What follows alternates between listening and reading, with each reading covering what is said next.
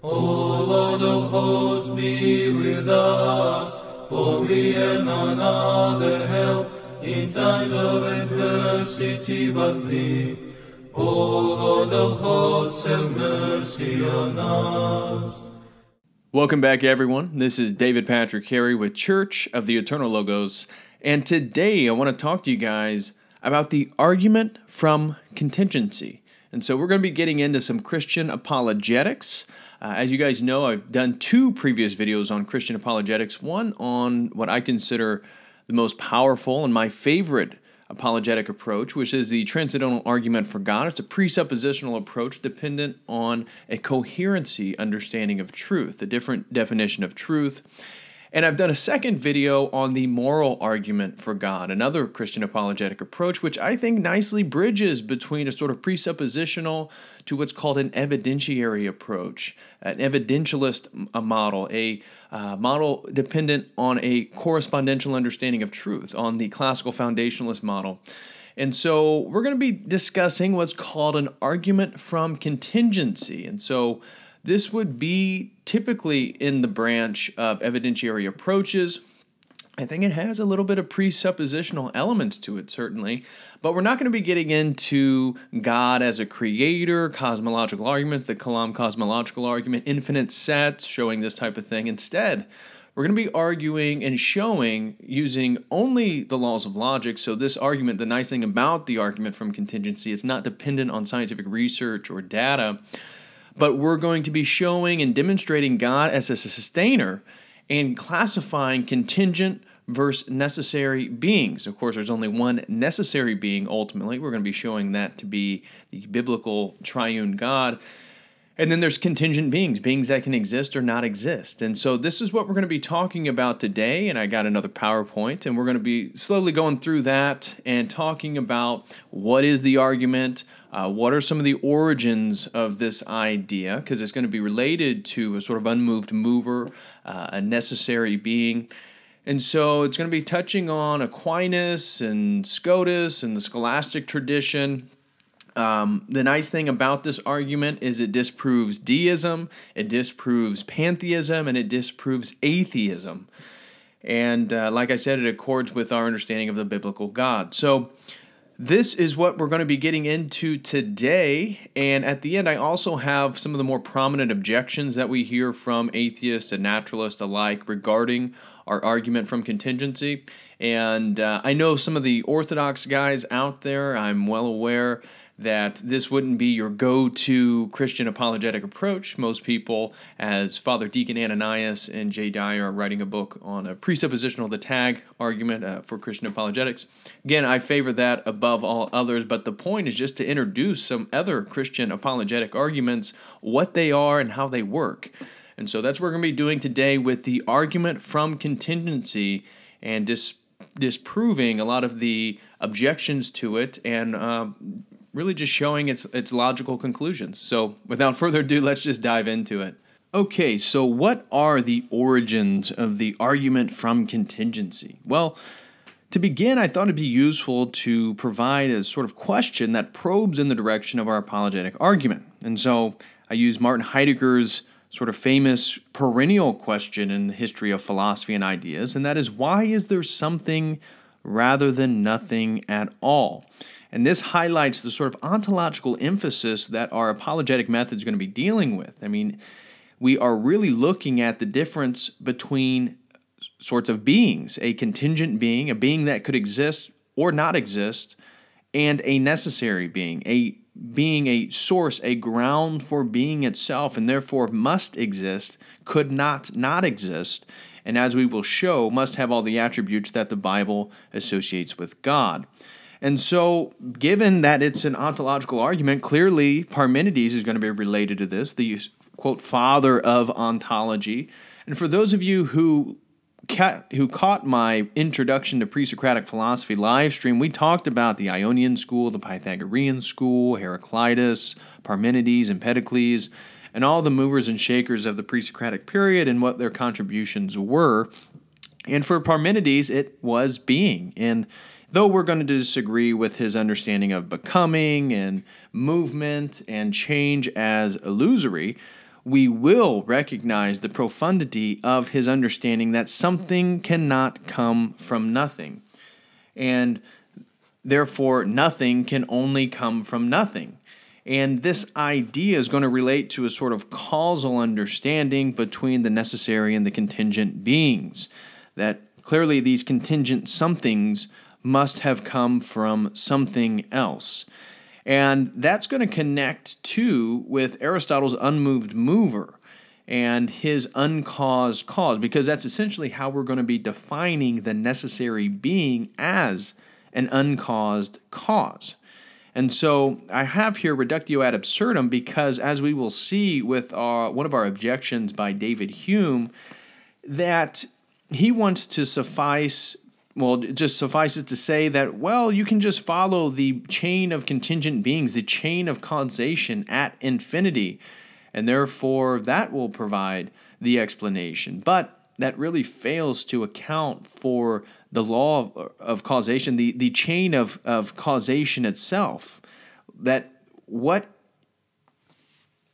is giving sustenance and providing for that to occur in the first place? It's really we're asking a larger order question here.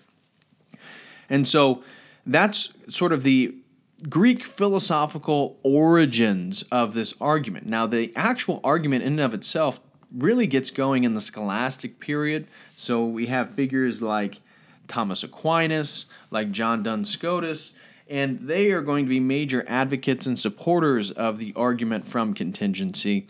But I really, in this slide, just wanted to highlight Parmenides and Aristotle because they're going to be really the main Greek sources that we're pulling from here.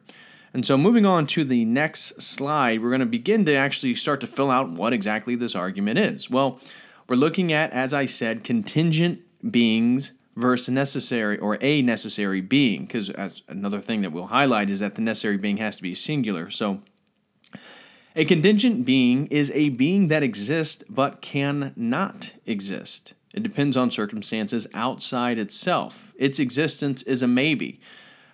This would be, from a Christian perspective, true for the entirety of creation. This is true clearly of my own personhood, that at one point I didn't exist, at one point I will no longer exist, but at this point I do exist. And so an easier way to sort of localize one's focus is just to think of yourself as, well, clearly I'm a contingent being, and use that when looking at sort of the framework of this argument. So a necessary being, then, is one that exists but cannot not exist. It must exist. It's a must be. And so the argument stated is whatever exists but could not exist needs a cause for its existence, since mere possibility of existence does not explain why something exists. We need to know more than just a possibility. We want to know its sort of actualization and what is actualizing it. So possibility alone doesn't make something actual. So just because something is possible doesn't explain why it is actual. If it could, then nothing could produce something. But the mere possibility of something is no thing. So right there we see, well, that can't be it. But nothing cannot produce something. Therefore, something necessarily exists as the ground for everything that exists but might not exist. In short, it is a violation of the principle of causality to say that a contingent being can account for its own existence. This is futile, and we will refute this objection because it is one that people, like I said, David Hume has postulated before.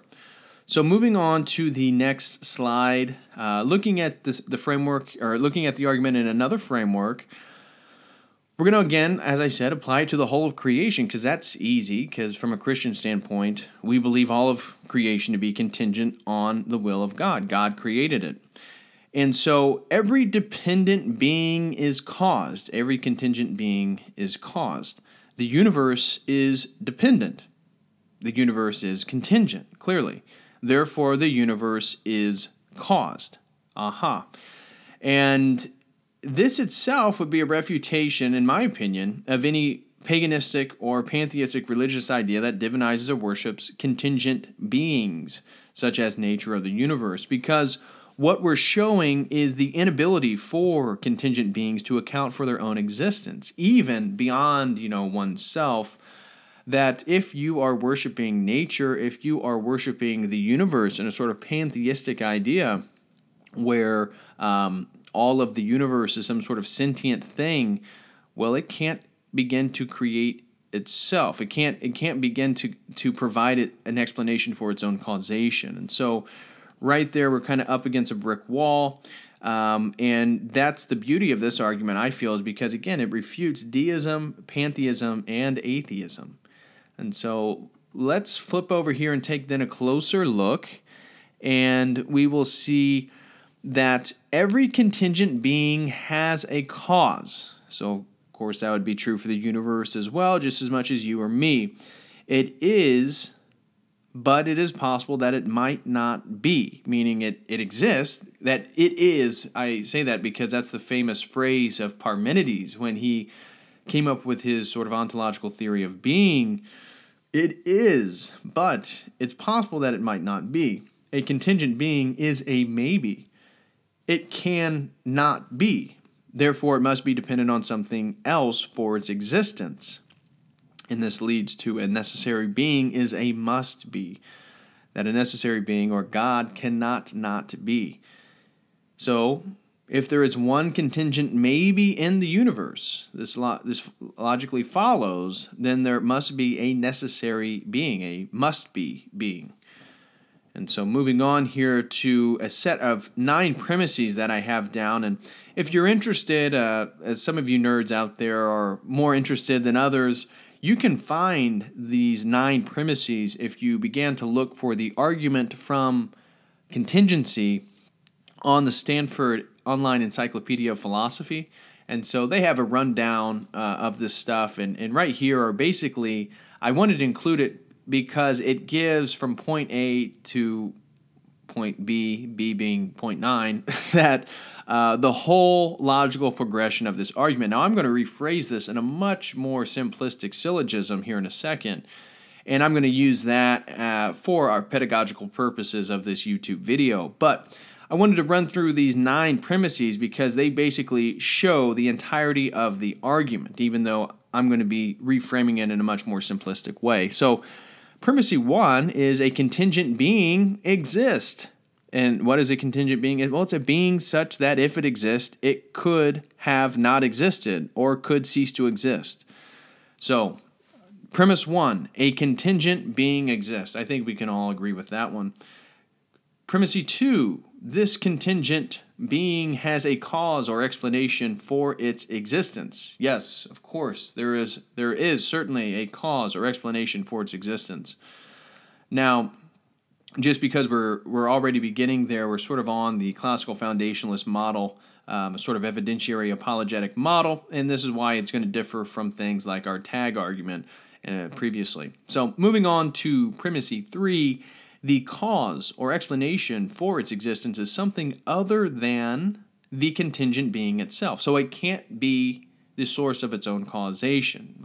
That's obvious. That's beginner stuff, right? So premise 4, what causes or explains the existence of this contingent being must either be solely other contingent beings, which is true to a degree, or include a non-contingent necessary being.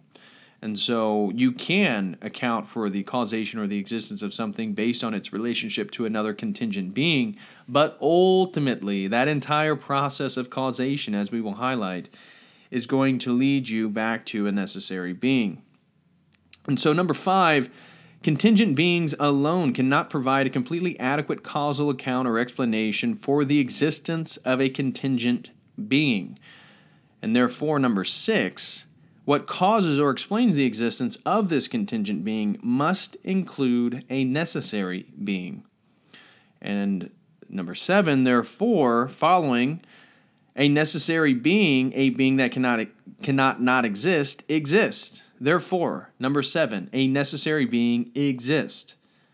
Number 8, the universe is contingent. and therefore the necessary being is something other than the universe. This is where I feel like the argument from contingency really dispels any sort of perennial or any paganistic or pantheistic or deistic approach. So moving on from there, we're going to reframe this in a hypothetical syllogism. Again, much more simple. This is for YouTube pedagogical purposes here today. But if there is at least one being whose existence is contingent, then a necessary being exists. Okay? There is at least one being whose existence is contingent. Now, you could point to all creation, or just to simplify things, you can just point to yourself. Say, look, I at one point didn't exist, and I now exist. At one point, I won't exist. Therefore, I'm contingent. I can be that one contingent being. And if that's the case, well, therefore, a necessary being must exist. Okay. So moving on, let's analyze the syllogism maybe a little bit more. So looking at our first premise of the more simplified syllogism, if there is at least one being whose existence is contingent, then a necessary being exists. Well, a being whose existence is dependent on another cannot be the ground of being, since, and here's the point of why you can't be the source of your own causation, is because you aren't a necessary independent being. You're not uncaused. So because it isn't uncaused, that ain't it. Also, it's not self-caused. That would be a logical impossibility. And therefore, it must be caused by another, either another contingent being, or ultimately, as we will be showing, a necessary being, hence relying on another for existence. And highlighting that if you wanted to say, well, we're just going to follow this continual chain of contingent being causation, well, an infinite regress of contingent beings is impossible. And only an uncaused being would exist necessarily and independently and can be the ground of existence itself. And so now let's analyze premise number 2 of the simplified syllogism. There is at least one being whose existence is contingent. Again, I said the easiest example, I think, is oneself. So you look at oneself, you look at, well, my existence is dependent. I once didn't exist. My existence could easily have been otherwise.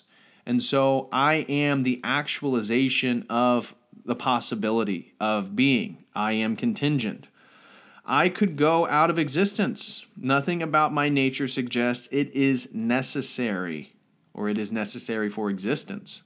And so keep this in mind, is that there is a sort of excluded middle here, in that you can only be contingent or necessary. There is no one or the other or both. Once contingent, always contingent. Once necessary, always necessary.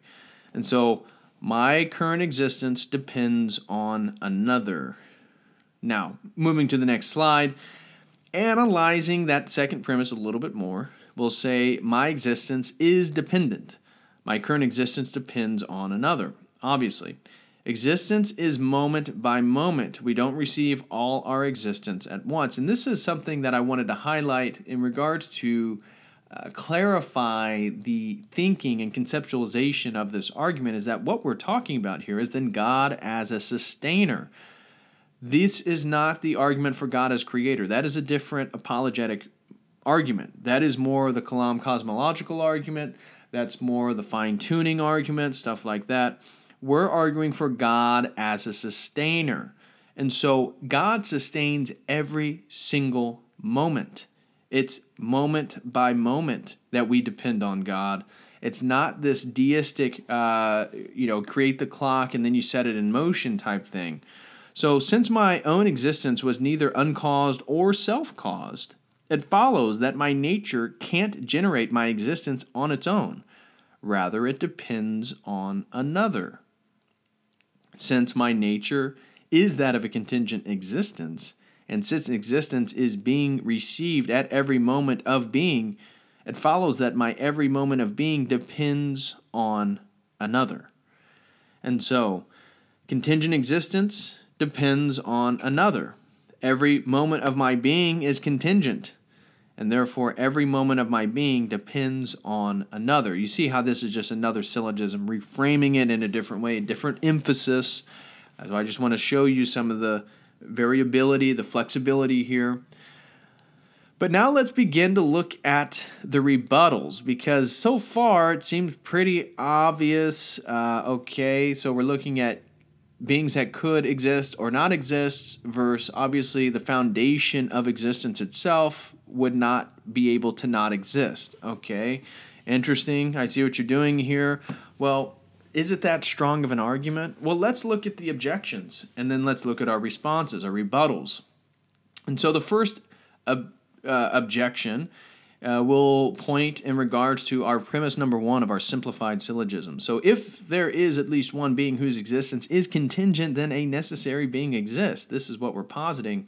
The objection, well, our parents gave us existence and they are not necessary beings. Hence, a necessary being isn't necessary for our existence.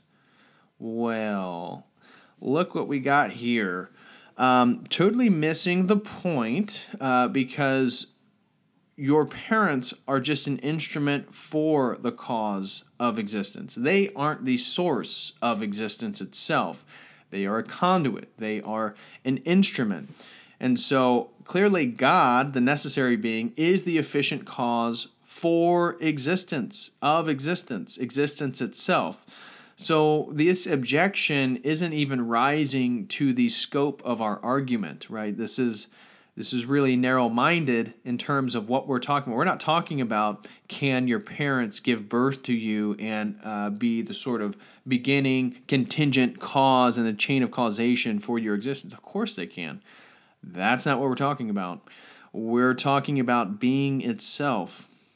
And so our parents enact a process that gives rise to our existence, but they aren't the ground of existence, since even they and all physical processes involved in conception are themselves contingent. This is important to conceptualize. And so let's go on then to another objection. Another objection with the first premise here. And so this is the one that I was highlighting with David Hume. And David Hume's argument of an infinite series of contingent beings can explain how we exist. So he sort of was in the line of thought that, well, you don't need the contingent or the necessary being because we can just explain everything by its contingent causational relationships. One contingent being is explained by the previously existing being, so no necessary being is needed. You see, well, one explains itself. This, again, this objection, though a little bit different, a little bit more sophisticated, obviously, is still narrow-minded. It's not addressing the larger scope of the argument, which is existence itself. No, possibility can't explain existence. Why does the contingent series itself exist without a necessary being? It makes no sense. Why? Why for all this stuff? You're not even asking the larger sort of paradigmatic question here about existence. So why does any given contingent being stay in existence at any given moment rather than being annihilated, given it has nothing in its nature that entails its existence? There must be a cause, but a contingent being can't be the cause ad infinitum. Hence, only a necessary being is sufficient. And that's what we're talking about, the infinite regress. And the infinite regress cannot be your answer. It cannot be your cause. It can't be your explanation. And so right there, even though I see what Hume's doing, I see, especially as an empiricist, what he's trying to do, but it doesn't work. It doesn't work. Just like Kant in the video when we were talking about the transcendental argument for God, really highlighting the sort of inability for justification of the empirical project itself.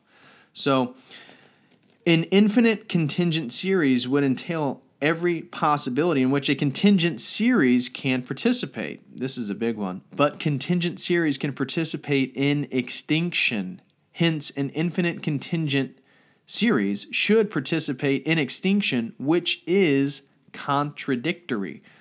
So we're trying to talk about and give justification and explanation for existence, but if we were to grant the infinite regress, well, then that would grant all infinite possibilities, which would grant then the extinction of causation itself. Well, that doesn't make much sense.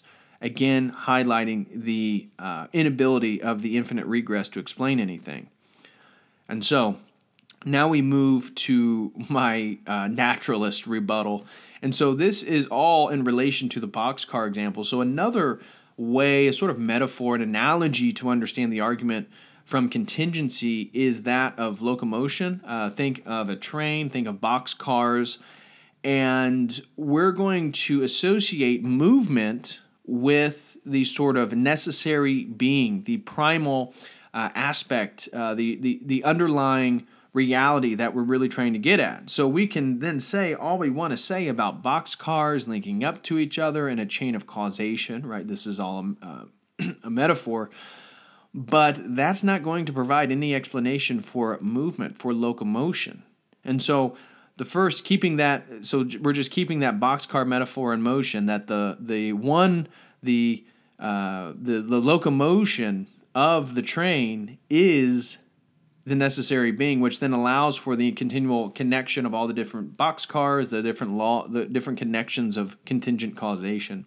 So the naturalist rebuttal number 1, the cosmos is a great circle of being.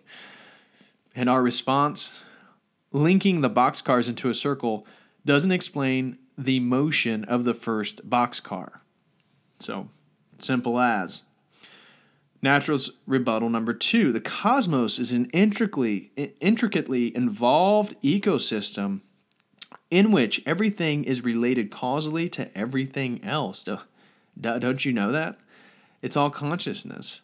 Our response, linking boxcars in an infinite railroading system still doesn't account for the motion of the first car.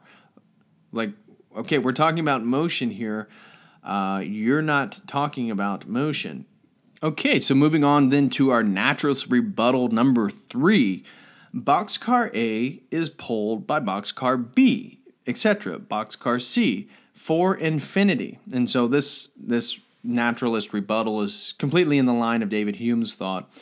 And so the causal explanation of objects then in the universe is absorbed in infinite complexity. Don't you understand that the infinite complexification of things is the adequate explanation of causation here? And so we have obviously an easy response here, again, because they're not talking about the initiation of motion. They're not talking about being itself. They're not talking about what it is we're getting at. And so our theist response would be, an infinity of boxcars will still leave unsolved the problem of explaining why the first boxcar is moving and hence why any are. The problem is not with the arrangement of boxcars, nor is it a matter of number of boxcars. And here it is. The problem is that no boxcar in the chain has the capacity to generate or initiate its own motion. It can pass on the pulling, but it does not initiate it. Likewise, a contingent being cannot generate or initiate its own existence. Bam! That's what we're trying to get at here. And so we see these naturalist rebuttals, and they pretty much fall apart here. So moving on to the next one, again, we have some more objections.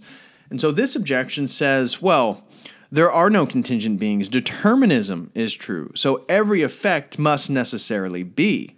Okay, all right, interesting. So you're coming at a little different direction here. Well,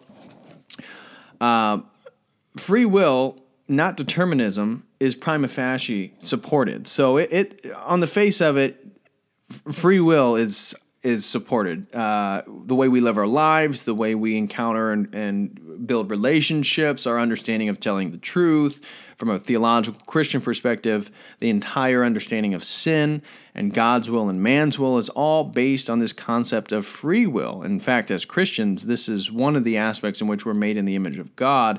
So free will is essential, definitely negate any sort of determinism. So on the face of it, free will is much more obvious than determinism. So you're going to have to probe deeper here. And contra-causal power for humans seem to accord with reality. At best, for determinism, a being's becoming, but not its nature. Its nature is essentially necessary. Determinism flies in the face of free will, obviously, responsibility, and then morality, deliberation. So morality, as we talked about in the other video I did on a Christian apologetics, the moral argument for God is that with the law of excluded middle, that's really emphatic within the argument for the moral argument for God, because without free will, you have no morality. And so you either have morality, absolute morality, or you don't have absolute morality. And so if you want to hear more about that, I recommend checking out that video.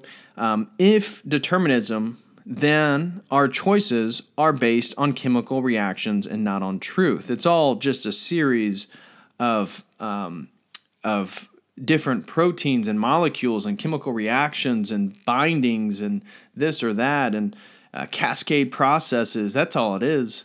Well, if that's true, well, then it's not based on any sort of truth. There probably is no real such thing as truth. So even your deterministic, your appeal, your truth claim of determinism itself must just be a byproduct of the chemicals in your brain, and therefore I really don't have to take it seriously. And then, of course, determinists often assume they freely arrived at their conclusions, which right there is an internal contradiction in and of itself. So moving on, and this is really the more serious of the objections, at least when I've read, looking at movers and shakers, intellectual movers and shakers, and how they kind of deal with the argument from contingency, is they'll usually, if they're atheistic or whatever, they'll just say, well, the necessary being may not be God. And this is where you get all these sort of quantum, you get these wild explanations for stuff. So, which really never answers the question, of course, because ultimately these people are refusing to recognize the validity and domain of God. But the necessary being may not be God. Okay, well then what must the necessary being be? Well, it has to be uncaused. It has to be eternal. It has to be infinite. It has to be singular. It has to be one. It can still, three persons, and that's a whole another video in terms of why God has to have three persons. But it has to be one. It has to be independent. It has to be immutable. It has to be omniscient, so it could know how to create and sustain the world. It has to be omnipowerful. So, looks like it really limits on what the necessary being could be. It has to be God. Well, if God is sustaining creation, he didn't really rest on the seventh day, as the Bible says. You see, he's still creating. He's eternally creating. Duh. So right there, I got you. Well, the Bible clearly refers to God as a sustainer of all things. Again, if you want to find some New Testament verses for that, Acts 17:28, Colossians chapter 1, verses 16 and 17. He's not creating new things. God is not this continual, God does not have to create out of necessity. God creates out of free will, and he sustains out of free will. And he's sustaining the things in which he created, all out of free will. And God's resting on the seventh day is an anthropomorphic understanding not of God's weariness, but of his having completed the acts of creating the universe and the various kinds that inhabit the world. And so no need to even try to use that as some side of argumentation to refute this apologetic method. So moving on to the next one then, what is the power of the argument from contingency? Well, these are things that I've been highlighting throughout. Is one, it describes God as a sustainer. And that is certainly the God that I, as a Christian, as an Orthodox Christian, worship, as well as God as a creator. But we have, this right here obviously establishes a distinction between some of the faith traditions. It defeats deism, it defeats pantheism, and it defeats atheism all in this argument. So it really, I think it has a wide swath that it defeats here, and I think that's a power. That's an attribute that I like of this argument. And the universe contains at least one contingent being, like me, and hence needs a necessary being. So the logic follows. The logic is very sound. Really, the only debate, even though I don't think it's debatable, but the only place where you can really start to try to negate it is just to say that this necessary being could be something other than God.